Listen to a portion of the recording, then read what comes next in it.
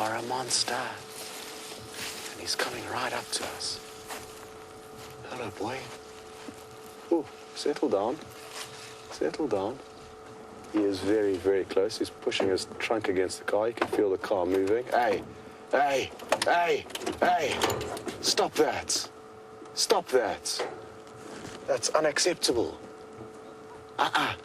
No. You've got to stop doing this. Otherwise, I'm going to have to start up the car and chase you away. Come on, boy. What was that all about? Whew. Can you believe it? I've never had that happen to me before.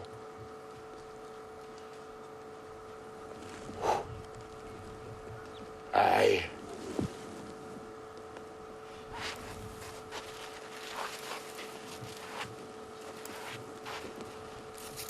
Yeah, he can just waddle back down that road. Look at the big hole in his ear. Must have been a rebel in his youth. Had a piercing. Now, that was absolutely fascinating. Look at the way he's dangling his trunk over his tusk. And that's a sign of an elephant bull in must. You typically see that maneuver when they are in must, but that wasn't the case. He's not in must. You can see no dripping between his back legs. It's completely dry. But I think he's getting worked up because, oh, look at all those impala. Such an awesome display of size differences. It looks like he could possibly chase after them. He could be worked up, like I was saying, because there's a female that's in season nearby. So look at all the impala running past, and that was too good to be true. Well, I was surprisingly quite calm there. Dave? Medium. I want to actually just jump out and see what happened there in the front of the car. Sure. I've never had an elephant do that. I've had elephants come close to the vehicle before, but he was like pushing up. You could feel the vehicle moving. He had his head pushed right up against the jack here. His tusks were touching the hood of the car at one stage. As I stand here, you get a good idea of size difference. I'm a centimeter under 6 foot, basically. So compare this to where he was up there. I'm sure some of you must have taken some screenshots of that, so you could possibly do a bit of an overlay. Whew. It would be terrible if I got squashed just days before leaving SafariLIVE. So for elephants, especially elephant bulls, to go very close to female guides who may be menstruating. Oh, look at this. He's plunging his tusks into the mud. You're going to break dance for us? Oh, this is so awesome. Look at that power. Fascinating. Look at all the mud on his tusks now.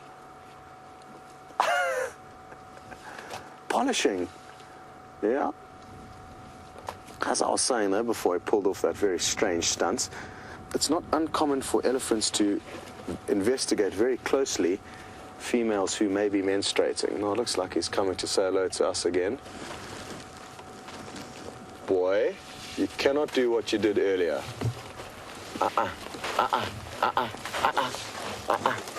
No. No. No. No. You cannot do this. It is bad behavior. Settle down, boy. We will not tolerate that ill behavior again. We are loving you being so close. No. No, boy. No. No. No. Go on. Whew. He is moving off, but we are going to send you across to James. And we are probably going to leave him be now. Hey. Settle down, boy. Settle down. Then had an experience with Jamie where he walked up to her quite close as well. But didn't touch the car. So he's obviously a nasty, cheeky little butt. Oh, I nearly said a bad word there. Cheeky feather. Okay, let's head back to Scott and get an explanation from him.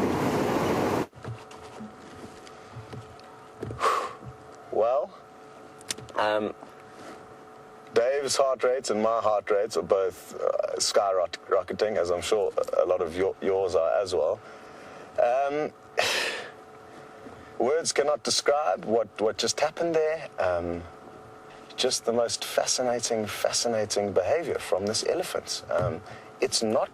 He's not being aggressive, he's simply being inquisitive. Obviously, 6 tons of inquisitiveness can be hugely scary, and even though he may not mean to harm us, he could very easily. That's why we did decide to start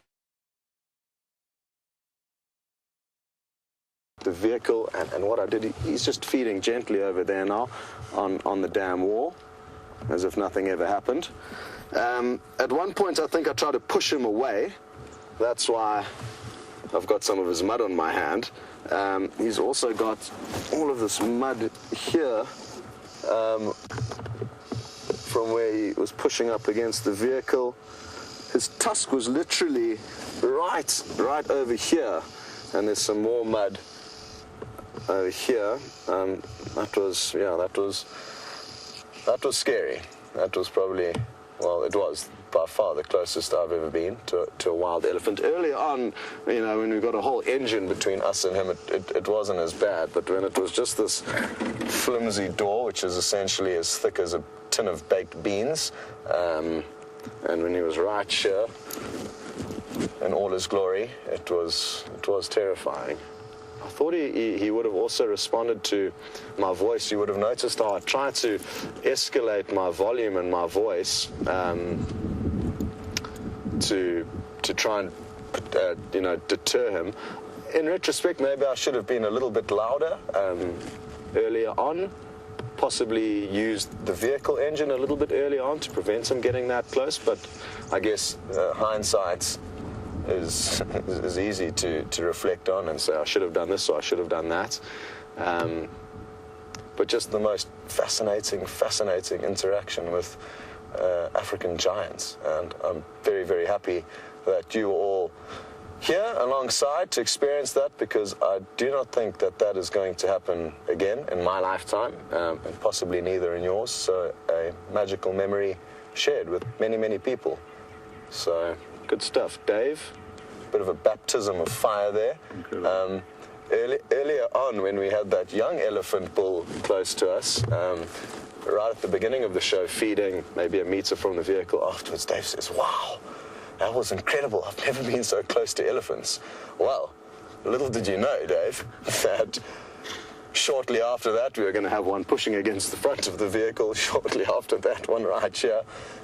Dave did a great job on camera there, so well done for keeping your head and not running for the closest form of cover. Thank you for not abandoning ship.